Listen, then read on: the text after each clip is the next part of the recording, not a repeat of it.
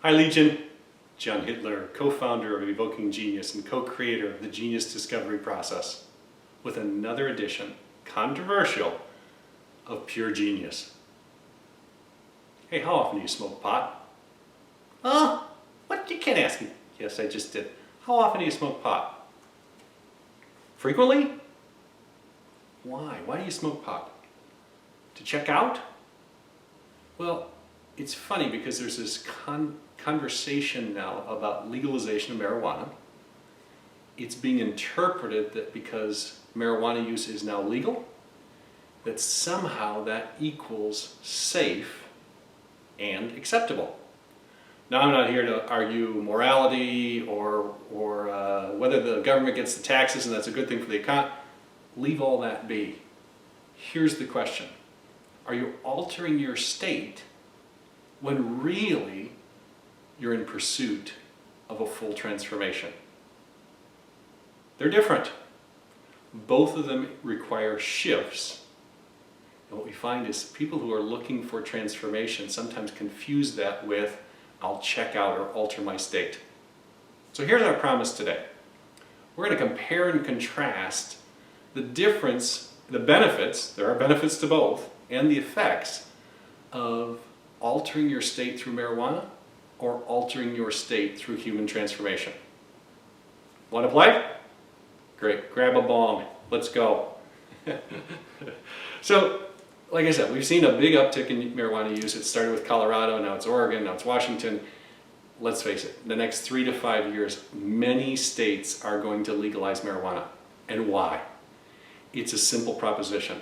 One is it creates tax revenue, so it takes the revenue and the business out of illegal hands, creates a tax base, much like cigarettes or alcohol, gives that money to the state, but it also cuts down on crime because you put the illegal producers of marijuana out of business. They have to now work through state-regulated agencies in order to sell their crop. They could sell directly, but they'd have to undercut the pricing and all that kind of stuff. Well, the states are saying, why not get in on the business of, it's the same business as tobacco and or alcohol. So they're going to do that. The trick is that especially millennials are looking at marijuana use as now being quote unquote acceptable because it's legal and or safe. And when they mean safe, they look at it and say, well, it's safer than drinking and driving. If I smoke dope and drive, it's not as bad as if I drink and drive. I won't argue that, but that's the confusion with it. Really though, we're here to talk about the altered state associated with marijuana or other drug use and human transformation. So I'll start with a short story. We went away, my fiance and I went away 6 or 8 weeks ago. We went away to a place you go for a 3-day weekend. Now we live in a place, we live in Carmel, California, which is a great place to go for a 3-day weekend. But people here need to go elsewhere for a 3-day weekend because we live here. So we did. We rented condos, we went away, and we had a great weekend. And it was funny, Saturday night we went out for dinner. We had a really nice dinner with 6 couples. We got back and we were in resort condos, so everybody kind of convened in, there was a group area with fire pits and it was around the pool. It was kind of fun. Somebody broke out a bottle of port, which was really nice. A couple of guys lit up cigars, not one for me. They're a little too stinky, I can't discern it, but that was fine. They lit up cigars and had some fun. And I was a little surprised when one of the women broke out a bong. Now these are not kids, these are not high schoolers. These are, you'd call them mature or middle-aged adults. She broke out a bong. And 3 or 4 of the people partook of the bong and were laughing and whatnot. And it was kind of like, we're away from our kids, we finally get a break. We've deserved this, like an entitlement thing. And I was kind of laughing because I'm going, why would you want to do that? I didn't quite get it, but I didn't judge them, I didn't quite get it. But it was interesting, it was indicative of this idea that marijuana use or marijuana casual use is safe, it's legitimate. Now in this case, we were home. We were back at the resort condos. We weren't going to be driving cars. We don't know that. So there was nothing like that would possibly come from it. But why would you want to do that? Why would you want to expose yourself, and why would your identity in front of 12 people, why would you want to affect your identity by announcing yourself as somebody who brought a bong and, in California, illegal drugs. I was a little surprised. But it's interesting. This is very unscientific, but we coach CEOs, entrepreneurs, team leaders, individuals. We coach teams. What I've noticed, very unscientifically, is people who are trying to change the world, that can typically be called CEOs, entrepreneurs, or team leaders, aren't using casual drugs. They're interested in changing the world, not altering their state. Now, I'm saying this absolutely from an unscientific standpoint, because our clients disclose everything in confidentiality. Not many of them are saying, well, you know, what I do to relax is smoke dope. They're not doing that. They're looking for something else, something more effectively acceptable and higher, at a higher spiritual plateau. So it's interesting. You could use either one to alter your state. Which do you use? So why do people choose, well, I'll say, why do people choose transformation? And I'm calling this human transformation. Like a spiritual, physical, mental, any kind of transformation you want. It can be everything from, I'm going to transform my body by getting in shape, to I'm going to become more, I'm going to learn a second language, or it could be almost anything. But why do they choose transformation? Because it's an altered state. It's an altered state from where you are now. Why do people choose it? Well, here's why. Here's why they don't do it. Here's the blocks. When it takes work. It's not for everybody. You have to do the work to get the benefit of a transformation. Now, the benefits are fabulous, but you have to do work. You can't just say, well, I'm willing to go to the gym one day a week if it means I can lose 50 pounds and have a six-pack abs. It's just not, no, that's not going to work. Well, I'm not willing to give up anything that I've been eating in the past. Well, you're not going to make it. That's not a transformation. That's an excuse. So it takes work. It's almost always simple, like very clear and understandable. Rarely is it easy. So it's one of those things in life that's simple but not easy. So again, that's a hurdle or a speed bump to having complete human transformation. It is permanent. The great thing about it is when you shift and transform your, let's say, your personal presence, or you do a body shift, or you do a spiritual shift, most people do not regress. Most people have that now as their baseline, their permanent baseline state. So obviously that's a great benefit, because you get to, whatever you achieve, you get to keep. Most won't stick with it. Like I said, it's simple, not easy, and it takes work. When they start doing the work, they go, wow, that's a little scary. It's a little bit tougher than I thought. So it's hard to stick with. And I'll tell you, the biggest one we see, the biggest hurdle we see, it requires what I call an abundance mindset. You cannot get there through a scarcity, entitlement, or fear-based mindset. Very, very difficult to get human transformation doing it from a platform of scarcity. You need to adopt or create a sense of abundance in your mindset. Wow, well, life changes when you do, but those are the hurdles or the blocks. That's why people choose otherwise to do an altered state, oftentimes through marijuana, or they do it through alcohol as well, sometimes through painkillers. There's all kinds of ways we as a society do altered states. It's just easier. Well, that's what they're looking at when they're looking at transformation. You're watching this probably because you say, you know what, I'm all about all that stuff. Oh, I don't mind that it's hard. I'm willing to design or redesign my life, willing to work for it. And gosh, I love the fact that it's permanent. And the idea of living in an abundance state would be fabulous. I do it now at times, but not always. Wouldn't it be great to always have an abundance mindset? Well, that's probably why you're watching this video today. Well, compare that with the temporary relief or the altered state, or what I'll call an escape, provided by some sort of drug use. But today we're talking about marijuana. It's really, you're altering your state by saying, you know what, I need to avoid or check out of the stress, tension, or concerns that I carry around every day. So I'm going to do it by checking out instead of by checking in. Oh, okay. So big difference. Well, this is from the National Drug Association, the National Foundation Against Drug Use, what a scientifically proven statute. You can look it all up on Google. I won't bore you with all the the credentials, but here's a quick list of the effects and or benefits. Some of, I'll just call them effects. I'm not going to say they're bad. Some are good, some are bad. You interpret it. Short term by using marijuana use. So you go back to our weekend away with our friends. Do they smoke dope every day? No, they're at home with kids and they got teenagers. Well, but they got away and they're thinking they're getting away with something by lighting up a bong. Okay, great. Well, here's some of the short-term effects. There's an altered state or an altered sense, oftentimes resulting in brighter colors. Great. So the world is brighter and if you will, 3D and in Technicolor. Terrific. An altered sense of time. So you time slows down or speeds, but it's altered. Mood changes, good or bad. We're not saying they're bad, but they're good or bad. Impaired body movement. Now obviously this is the one where especially millennials get confused. They say, well, it's not as bad as driving a car when I smoke dope isn't as bad as drinking and driving. You go, it's impaired body movement. It's not, and you're still going to get a DUI. It's driving under the influence. It's not driving under the influence of alcohol.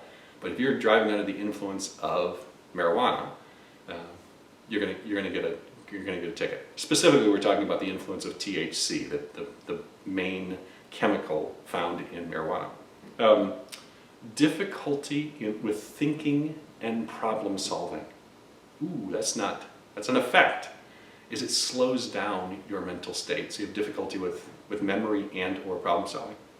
And specifically impaired memory. So those are some of the short-term effects, like physical effects on your body and your brain. Now there's psychological effects that come from a different source. Now, so we got this from a American Psychological Association, a reputable group, but again, we found them all online. You can have breathing problems, increased heart rate, hallucinations, paranoia, depression, increased anxiety, and in teens, it tends to be a contributor to suicidal thoughts. Not so much in adults, but in teens, probably because they're going through such changes in hormones. Okay, again, compared to transformation, human transformation, they're both pharmacologically based. One uses an external stimulant, THC, the other uses your brain's own built-in pharmacy and releases hormones like dopamine and endorphins, and it releases those types of hormones that alter your state using your body. They're both pharmacologically based. One opens things up, the other shuts many things down. But they're both pharmacologically based. So, again, here's the effects of transformation. We looked at the hurdles or the speed bumps or the difficulties or the challenges with taking a human transformation course, not like a college course, but a strategy based in human transformation. Well, let's look at the effects. I won't call them benefits, but I'll call them the effects, and you decide if they're benefits or not. One is by design. When you transform, you don't say, I think I'll spin the big wheel and I'll just take what I get. You say, no, I'm going to design, or in most cases, redesign this part of my life so I have more passion, joy, something, but it's by design. It's also by choice. In most cases, it's by choice. And this is when we get into the abundance mindset. You can transform at gunpoint. And by that I mean, you go get for a woman, you get a breast cancer exam, or for a man, you get a prostate exam. Those are the two most common forms of cancer. And you're diagnosed with prostate cancer or breast cancer. Out of fear, you can choose to transform your diet, your stress, your health, your weight. And that's one way to do it. That's one motivation for it. Generally speaking, that's one way. We don't see that usually. Usually we see it out of ambition or purpose. People want to transform, but it's always by choice. And usually it's abundantly driven, not scarcity driven. Get the difference? Okay? It affects, when you transform, it affects your mind, your body, and your soul. Now when I say soul, I mean like your spiritual side, your beliefs, your integrity, those sorts of things. We have people that say, well, you know what, you don't understand. I may be kind of a jerk at work, but I'm a really nice guy at home and in private life. No, no, bet not. I bet if I safely and confidentially interviewed your wife and your friends, they'd say, you're the same guy in your private life than you are at work. The same assessments will show up. They'll show up in context a little bit different or differently, but we find that the way you do one thing is the way you do everything. So when you transform, whatever you're trying to transform, you're going to transform all parts of your life. So, for instance, you're going to be a better parent. You'll be a better spouse. You'll be a better friend. You'll be a better teammate. You'll be a better contributor, a better leader. You won't transform one area of your life and not have it affect everything else, because transformation affects the whole of you at all times. Now you're going to start showing up differently. What happens is, when people take on a transformational platform, let's say they say, I want to transform from always feeling tense to always feeling grateful. Now, it sounds simple. It sounds pretty easy even.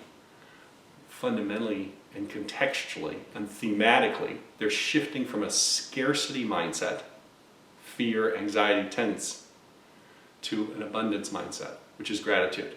And when you do that, what happens is your body releases different hormones. And you know what the first thing you'll happen? You'll lose 10 pounds. People say, well, I didn't set out to lose. Well, how did that happen? You go, because your body releases different hormones and it affects your metabolism. Well, that's funny. I didn't set out to do that. 6 months later, somebody who hasn't seen you in 6 months will say, well, what have you done? Have you got a new haircut? Have you lost weight? Are you taking something? Or what's going on? You seem so different. You seem so happy. Because the transformation affects your mind, your body, and your spirit, or your soul. It doesn't affect one part of you. It affects all parts of you. And it affects every compartment or context or theme in your life. That's one of the effects or benefits. So what parts are detrimental? Well, compare the two. The effects or the benefits of an altered state using marijuana or using a human transformation platform. We don't claim one's better than the other. They're useful at times. You choose. So we gave you the short-term effects of marijuana.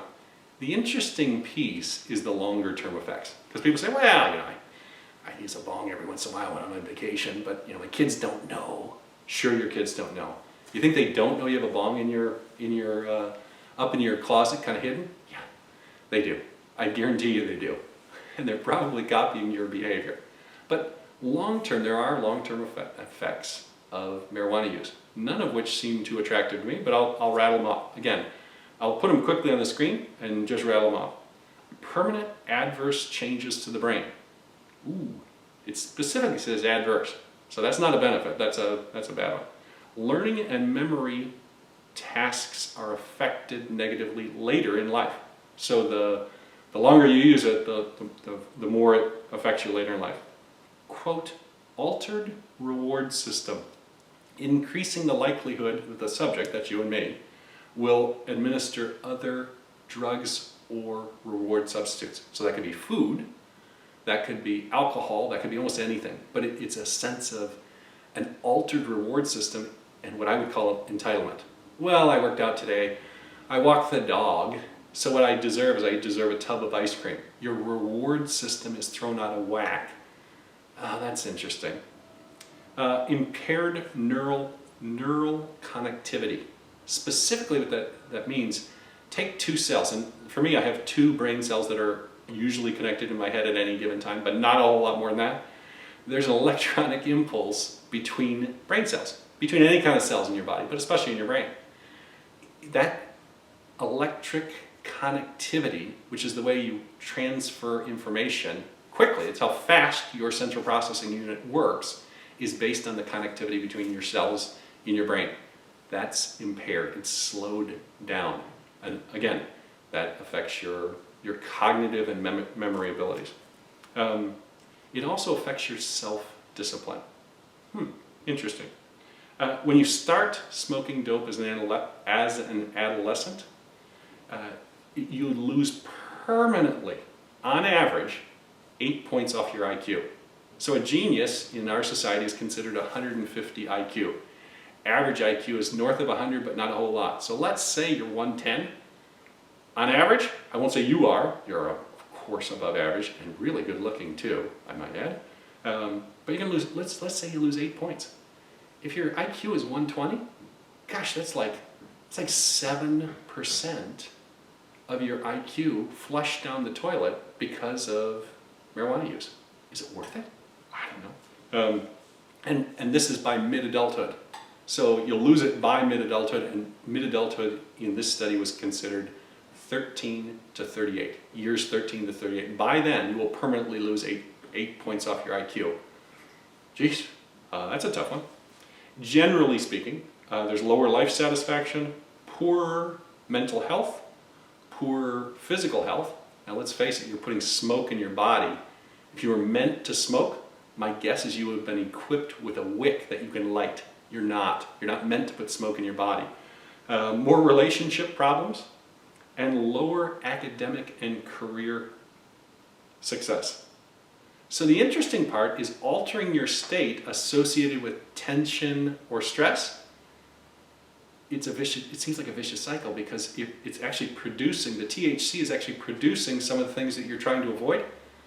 And then if you're going to smoke dope to avoid them, you're actually feeding the beast. Crazy. Well, here's the deal. One sense of altered state is checking into your life fully. The other is checking out temporarily. Both equal a shift. Both. One's not right, one's not wrong. But they both require a shift, and really, they require your choice. So here's what we know. Again, non-scientifically, the people we know who we're working with, and that's entrepreneurs, CEOs, team leaders, generally speaking, are out to change the world. When you want to change the world, it seems reasonable that you're going to have to transform parts of yourself to do that. You're not going to be able to do it through hallucination or altered states. So here's what we know about high performers. They generally want transformation. Full human transformation. Whatever that looks like for them, because it's their design. They generally are continually improving. They have a learning mentality, a learning base. They want to improve every day because they get satisfaction from that. They get joy from that.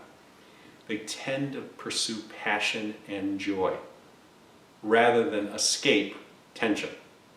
That one's significant, or one's abundance, and one is scarcity. Pursuing passion and joy versus avoiding tension, they have the same net effect, but one is escaping from scarcity and the one is filling your life with abundance. They tend to pursue their genius. They work in areas where they are talented and have a natural advantage. And the net effect is they change the world. Those are the people who are changing the world. Well, if you're ready and you want to do that, we're ready as well. Like I said, we create lasting behavior change by making transformation safer and more attractive than standing still. Does that mean it'll be easy? No. It'll be simple. It'll be your design. But it'll be safer than what you're doing now. And it'll be more attractive. Oh, that's interesting. That's because we'll head towards abundance, which always looks more attractive. It'll take work, and you'll love the benefits. So, here's the thing. You're watching this video because you're an abundant thinker. You play in abundance. You play in transformation. My hat's off to you, because most people won't. They won't do what's necessary to have all the benefits of that. Well, good for you for pursuing that. Secondly, if this is helpful, like and share it with your friends. It may be helpful to them as well. And until we meet again on Pure Genius, all the best.